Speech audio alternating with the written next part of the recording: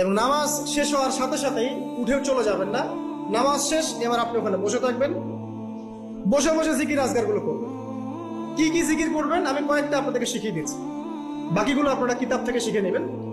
সালাম ফেরানো শেষ, প্রথমে একবার আল্লাহু আকবার, তারপর 3 বার আস্তাগফিরুল্লাহ আস্তাগফিরুল্লাহ আস্তাগফিরুল্লাহ। এরপরে পড়বেন আল্লাহুম্মা আনতাস সালাম ওয়া মিনকাস সালাম তাবারাকতা ইয়া যাল জালালি ওয়াল ইকরাম পড়বেন। তারপর আল্লাহুম্মা আইন্নি আলা যিকরিক ওয়া শুকরিকা ওয়া হুসনি ইবাদাতিক। এরপরে পড়তে পারেন আয়াতুল কুরসি, যেটা একটু আগে বলেছি, তাসবিহাত সুবহানাল্লাহ আলহামদুলিল্লাহ আল্লাহু আকবার 33 33 33 পরে কালিমা শাহাদা, অথবা 10 10 10ও পড়ার দলিল আছে। এরপরে পড়বেন সুবহানাল্লাহি ওয়া বিহামদিহি আদাদা খালকিহি ওয়া রিদা নাফসিহি ওয়া জিনাতা আরশিহি ওয়া মিদাদা কালিমাতিহি 3 বার, এটা 3 বার।